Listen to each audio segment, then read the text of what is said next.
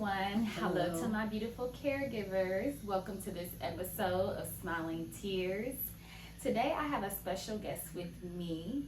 It is my best friend's mom and my mom as well. I consider her mom as my mom as well. Me and Ashley have been best friends since my sophomore year and her freshman year. So I consider Miss Addie my mom as well. And I wanted to bring her on this platform today because we always want to encourage and we always want to tell our story to caregivers or even our care receivers who are on the other side of being a caregiver. So, welcome, Miss Addie. Welcome to Smiling Tears. Thank you, Miss Tierra. And I consider Tierra my second daughter as well. Yes, I love you so much. And thank you for having me on this platform today. Mm-hmm. And my name is Addie Weaver. Yes. So, welcome, Miss Addie. So, I know when we kind of was talking a little bit before we even started recording. And I did not know, you was dealing with some health issues back in 2004.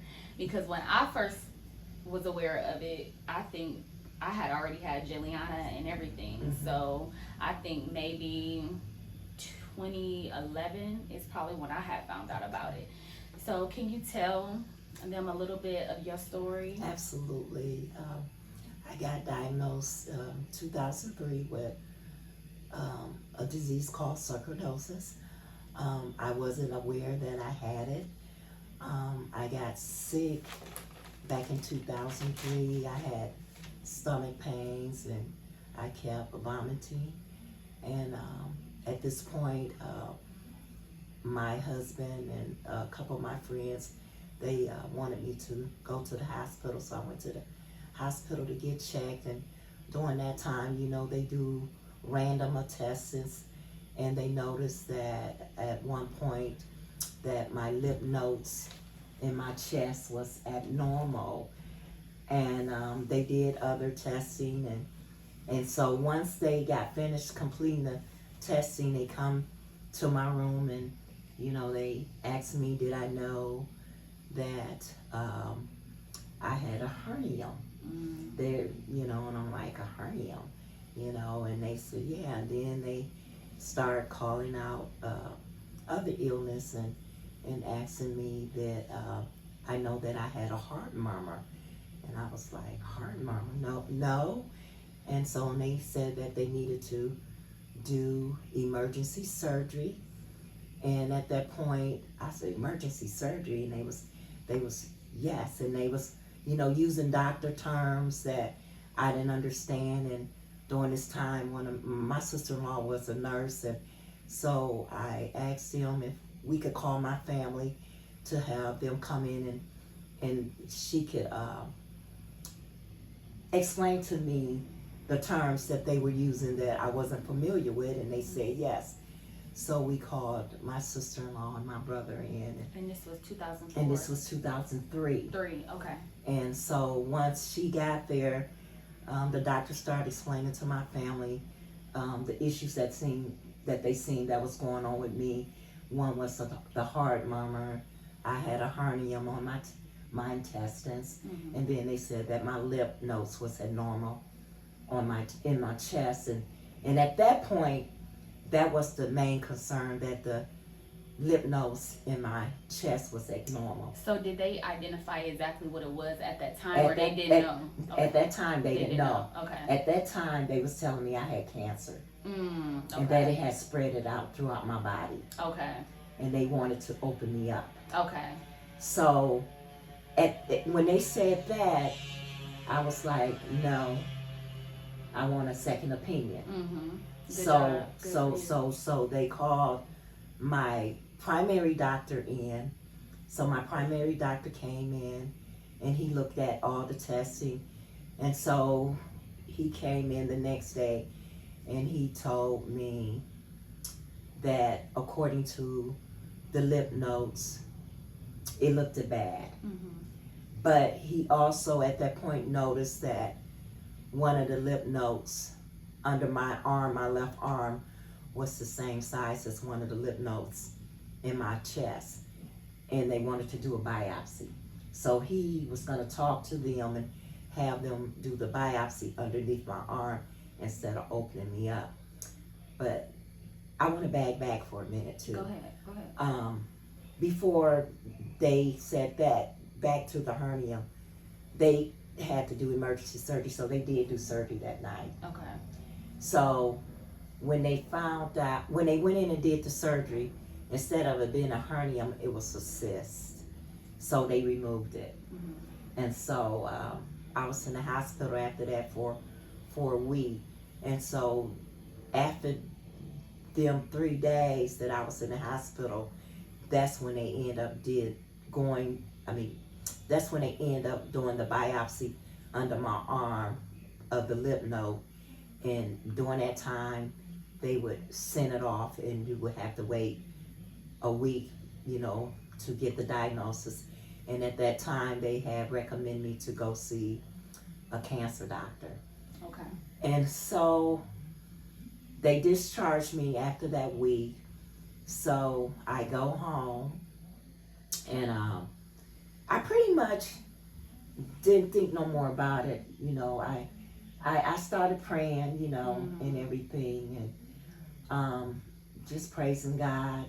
And I was trying to look at the whole situation in a positive way, instead of looking at it as being negative.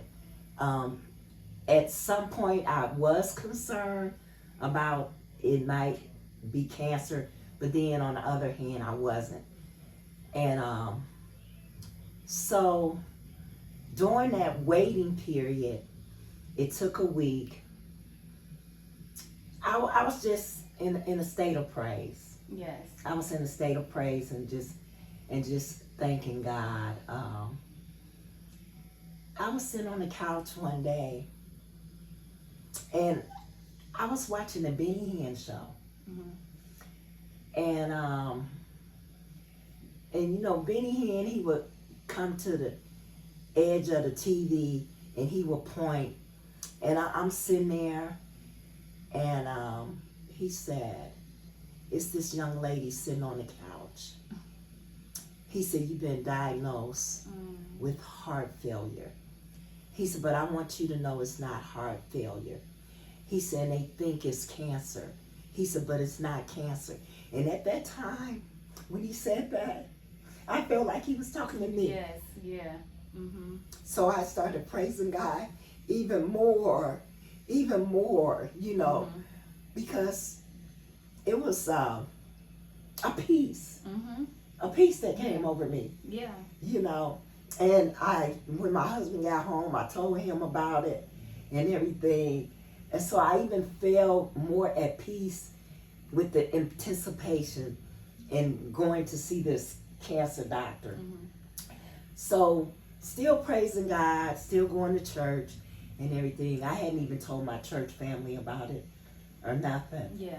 And So they knew nobody knew nothing about nothing of it. what you have been dealing with, what your health issues was. Did anybody know? Not at this point, Just- other than my family. Just your family. Other than Okay. my And when you family. say family, do you mean like My just daughter, my son, my husband. Okay. Yeah. Okay, got you. And Your parents?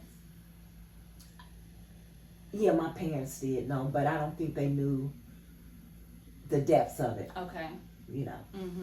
And so once that week passed, you know how Satan bring negative thoughts Oh in yeah, your mind. definitely. So He will try it. we get ready to go to see the doctor. His Dr. Yohande. Mm-hmm. He was the cancer doctor. So Okay. we sitting in the office and everything, and it's other people sitting around, and it seemed like they were just calling everybody except for me. Mm-hmm. And at this time, Satan still put negative thoughts in my mind, like this gonna happen and all that, and I'm closing my eyes and giving God all praise and deflect those thoughts. yes, yes. And so at one point I was like, I'm ready to go. Mm-hmm. I'm ready to go. Seemed like the anticipation of me waiting for them to call my name, it had got to the point where I had got really, really nervous and just wanted to leave. Mm-hmm. And at that, when I told my husband I'm ready to go, that's when they called my name. Wow. That's when they called me. Okay. And so we turned around and went in. And at this point, get in and Dr. Yohanda say, hello, Addie. I said, hello. And, he identified himself and we shook hands. And he said, well, do you want to hear the bad news first or the good news? I said, just give it to me. He said, well, the good news is you doesn't have cancer. Mm. And I said, thank you, Jesus. He said, the bad news, you have a disease called sarcoidosis. He said, so I'm going to send you to a specialist that specializes in that. And he said, there is treatment for it. Mm. And so he said, usually, if you go into treatment, it'll just disappear on its own. So from that point on, I was done with Dr. Yohanda. And so we set up an appointment for Dr. Serrane, which he specialized in sarcoidosis. And so when I went to see him, he, I had to go through random tests again and do breathing tests and chest x-rays and all that. And so when he got the results back, he told me that I did have sarcoidosis and it's treatable, but I had the worst kind he ever seen. Mm.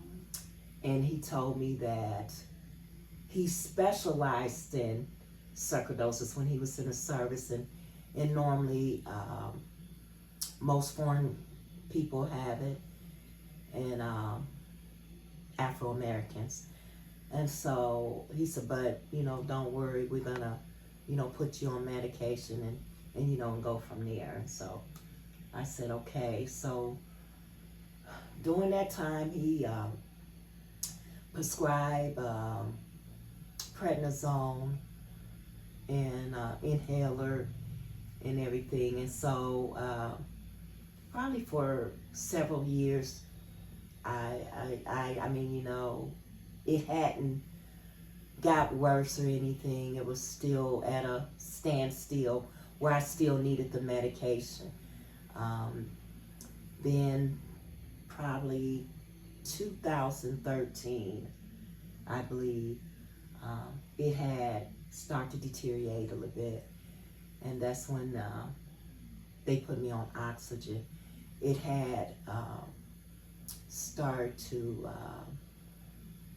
damage my lungs. And with sarcoidosis, it could attack any organ in your body. So I've been on oxygen since 2013. And they just been monitoring me, being on the oxygen and with the sarcoidosis, which the sarcoidosis haven't spread it or anything.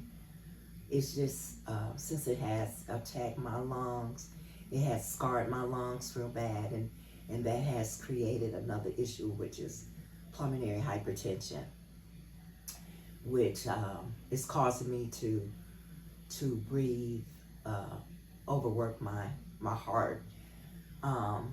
So 2014, I got sick again and had to go to the emergency room, and that's when they found out that I had pulmonary hypertension. I had swelling in my legs and in my ankle, and I could barely walk. And at that point, I knew something wasn't right. So they had to transport me to the heart unit at Lutheran Hospital, and that's when they found out that I had the pulmonary hypertension, and I needed to be put on special medication for that. So with the sarcoidosis, it could attack your heart, your kidneys, your liver, your eyes, like I said, any organ in your body. and so far, it's been my lungs and my heart. But back to 2014 when I got real sick. I went think in. This is when I probably. I went in. I was in for my heart. I was in there for like a week, so they put me on a special medication where I had to have a port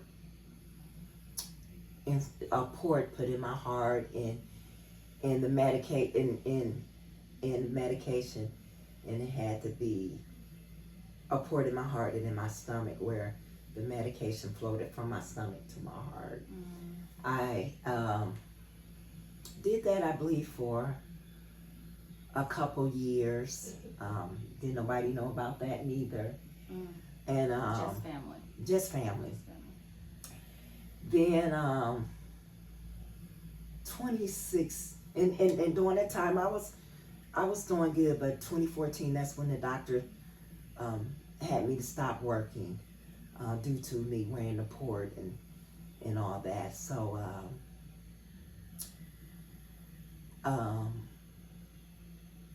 so I had stopped working and was at home and everything. So then 2016. So real quick, Mhm. so when you were at home, did your husband, did he have to take care of you? Well, Did anybody have to take okay, when I was home, my husband, and at that point, my daughter had moved in with us. Okay. So, I mean, I had their support, but I had took a leave of absence from work. So, Okay. So I still had the So- support of my job as well too. Good. Okay. Yeah. So it's not like you were at home doing Doing everything on your own. absolutely. You had people that Yeah. was able to To help me. you out. Absolutely, yeah. And then Okay. And what was that like? How did you feel like having to become dependent on someone else. else? It was hard. I didn't like it. Cause you used to doing things I on didn't- your own. I didn't like it, and it's like I felt like I was a go-getter. When I want things done, I did it right then and there. I didn't have to wait on someone waiting on me, and it took some getting used to. So, and then I began to, then I started looking at it in a different way. That I feel like I wasn't gonna be depend on them all the time. You know, felt that like this wasn't gonna be. it was just for a season. Just for a season. Good. It was just for a season. Good. And so things never did go back to normal. I still had to depend on them in some ways because at one point I couldn't drive. They didn't want me to drive. The doctors didn't want me to drive. Okay. And in which I did have a friend. She would come. I would call her. She would come and she would drive me places. So did they not? Was it like the medications you were on that they didn't want you Yeah, driving on your own? It was the medication. It was the medication. Because I had to get used to it. It was very powerful. The medication was. It was times when it was like I said. It was times where if the medication one, how would I say it? If it wasn't dripping correctly into my body, Okay. I could have spasms. Okay. I would fall out.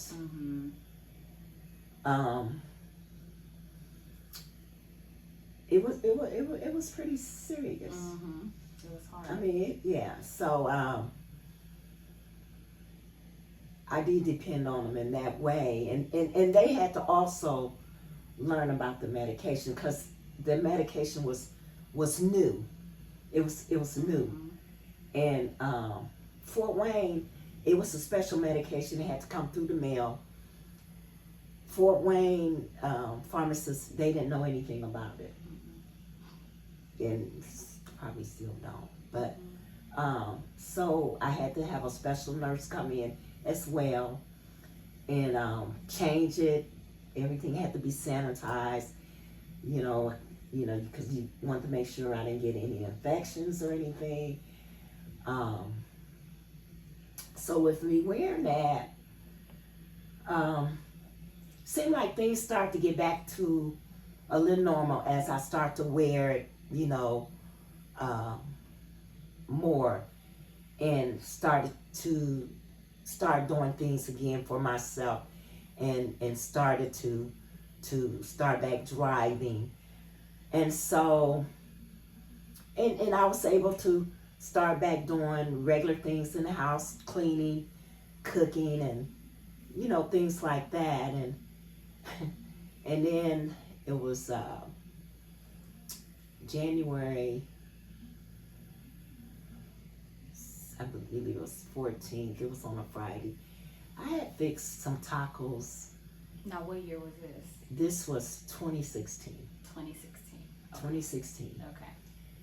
And it was on a Friday. Everybody had just got off work. Ashley, Tracy. I had just fixed tacos. We had just got finished eating.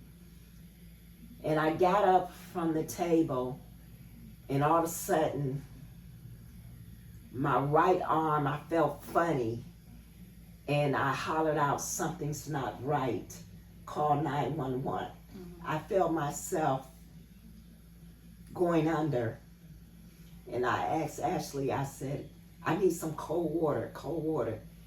And I made it to the couch, and I slumped down on the couch, and she gave me the water, and the water tasted so hot. And I said, "I need cold water." And at that point, I guess I was out. So was the water cold, or It wasn't cold to me. you? Okay. And at that point, I guess I was, from my understanding, they said that my eyes had started to roll back Okay. in the back of my head. But I remember I could hear, but I couldn't move. I could hear them calling 911. I could hear my son coming in and saying, "Mom." And then I could hear the EMS asking me what's my name, and I heard them say, "I think she didn't had a stroke." Okay. And so they took me. I could hear everything, and they put me in the EMS, and they constantly was talking. I can hear things, but I'm not even sure if I was answering back. But I was also having, I thought it was fat. I was in pain, but they said they were seizures. I was having numerous amount of seizures, and they were very painful. I do remember that. And from that point, they took me into ER, and the story was my son. Okay, so I went into the EMS, and I was in the emergency room. So from what my son shared with me, I was on life support for 7 days. I'm gonna share with you what my son had wrote. He said, "Okay, Facebook. So I really don't share a lot, but I just feel so blessed. Right now, 7 days ago, at this exact time, my mom was rushed to the emergency room. I believe that time was 6 o'clock, between 6 o'clock and 6:30 p.m. She lost consciousness. Mm, mm, mm.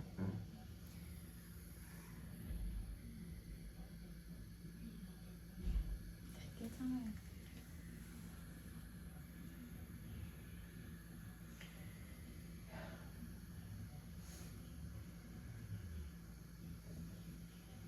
She lost consciousness and was flaccid in her right arm and leg. She began to have seizures unconditionally. She lost oxygen to her brain. The results was she was on life support for 6 days. After CT scans, CTA scans, multiple MRIs, EKG, EEG, X-ray, heart catheterization, etc., we struggled to find an answer as to what was going on and what was the cause. My son said, when I tell you that my faith was put to the test, I absolutely mean it. I heard my mother's voice for the first time in 6 days. That was music to my ears. The first thing he said I said was, "Where's my purse?"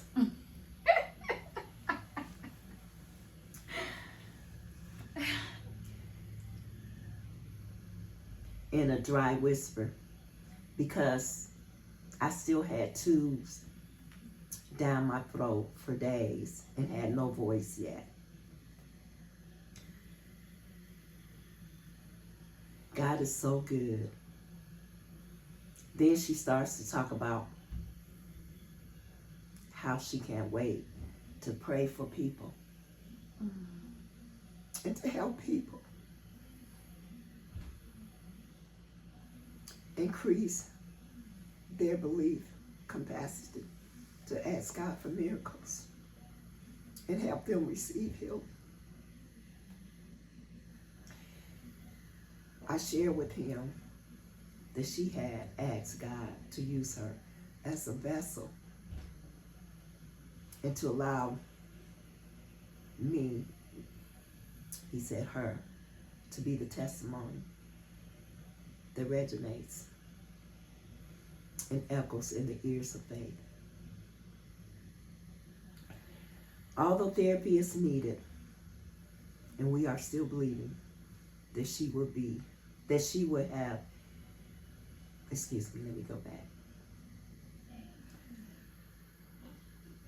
Although therapy is needed, and we are still believing that she will have a successful lung transplant when she gets on the list. All I ask, if you know my mother, Addie Weaver, or are her Facebook friends with her, or see my mom out and about when she begins to walk again, because she will. Trust me. Please encourage her. This woman has lived her life to serve other people.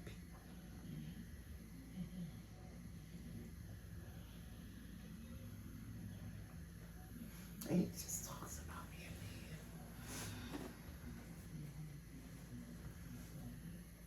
So this is in 2016.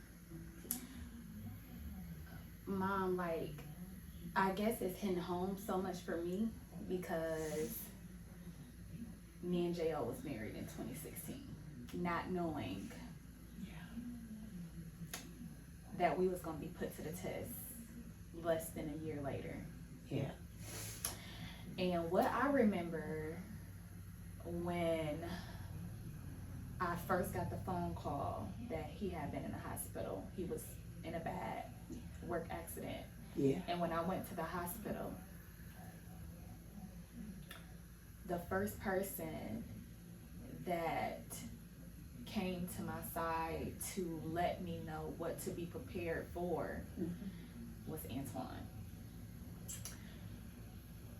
So I had no idea what I was doing, what I was about to walk into.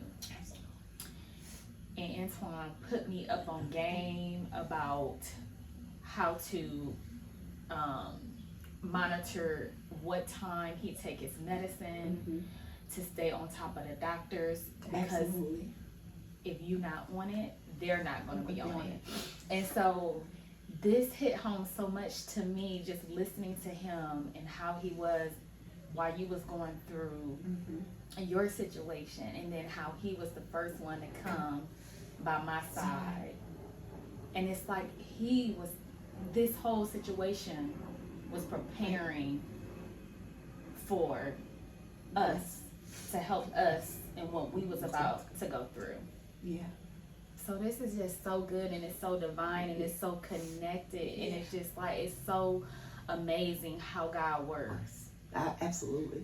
And it's just furthermore lets me know how this is so much bigger than us. Yeah, and my thing, I know, people will look at me. I know I'm still blessed. Oh my gosh.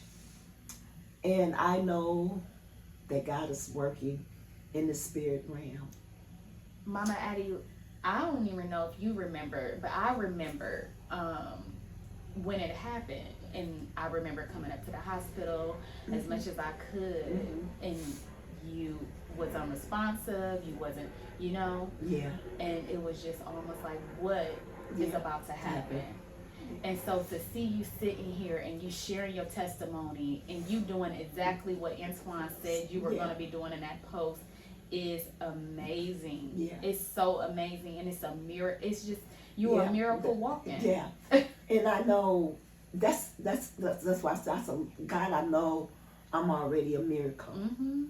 I'm just waiting and resting in the full manifestation of my healing. I know people will look at me and they'll think she's not healed. But in spite of what you see, I'm healed. Yes, you are. I have received my healing. Yes, you have. And I just thank God for it. I'm just waiting on Him to show the world. Yes. When I walk without this oxygen tank, they will see that God is still working miracles. All of it. That's it. Yes. Oh, this is so good. This is so good. So good. And I do like encouraging people. Don't look at the circumstance. And that's actually what I was gonna. Go ahead. Just keep your eyes on God and continue to believe what His Word says. He is faithful and just to do what He says. And our timing is not His timing. We want things to happen right now. On our time. But God said, no, it's not that time. Because He's patient. He's so patient. Yes. And we're not. We're not patient. But he's never in a rush. He's never in a rush. We are in a rush. Yeah. But He's not. Yeah. He's not in a rush. Yeah. So I only thing I can say, He's just good. I do have my quiet time with Him. Yes. And when I cry, it's not sad tears, they're happy tears, because He's been so good to me. So good. I look at where I don't judge, but I look at where I could have been gone. Yes. But I'm still here. And I know we all gonna leave this earth, but who to say is now? Mm-hmm. I'm not ready to leave now. No. Because you still got a testimony I speak to life. share. Yes. I speak life. Mm-hmm. And God said I should live and not die. Mm-hmm. Yes. And this is like what it's for. This is what this is for. You know, like you said, we all got a date, you know. But in the meantime, what are we doing in between that? And so why not create a space where we can share to leave when it's time for us to go, to have something that we have left behind for people to use as tools. Yes. You know? Yeah, yeah. So And you know, sometimes it bothers me when people say, and like I said, I know we are gonna leave this earth. They'll say, well,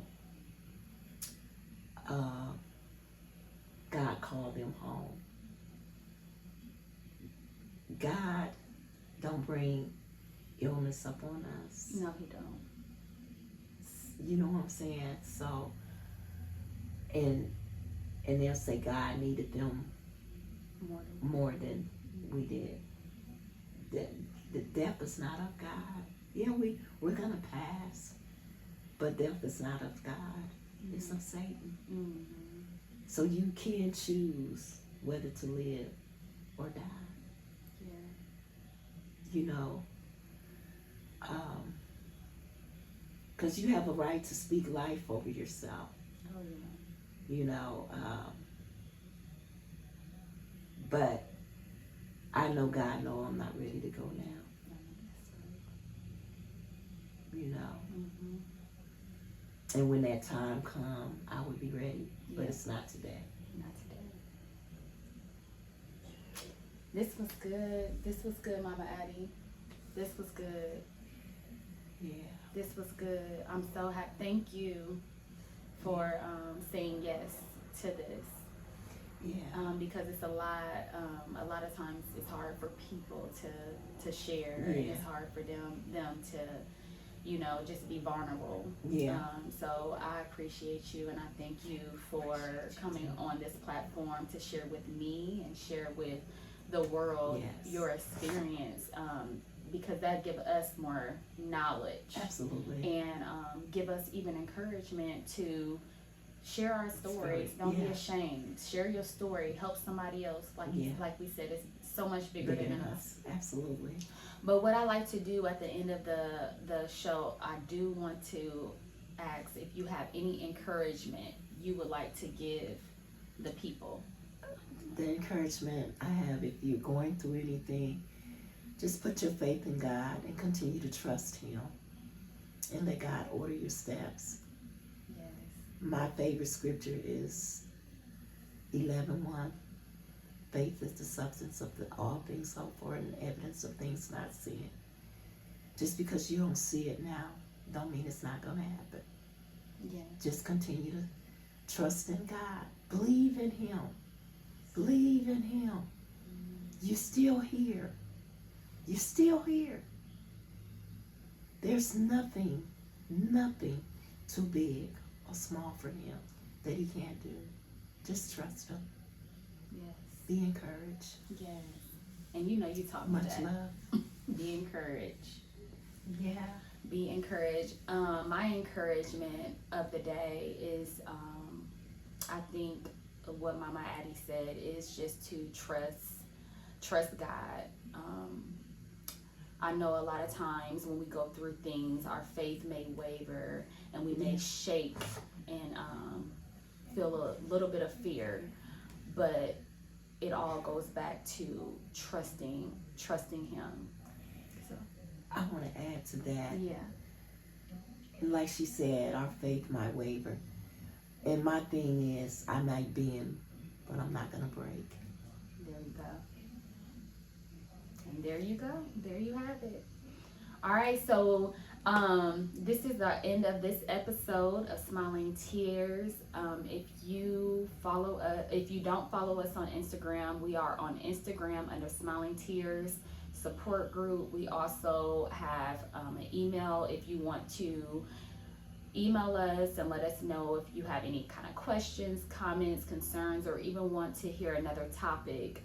You can email us at smilingtearsfortwayne@gmail.com. You can also visit our website on smilingtearsfortwayne.com.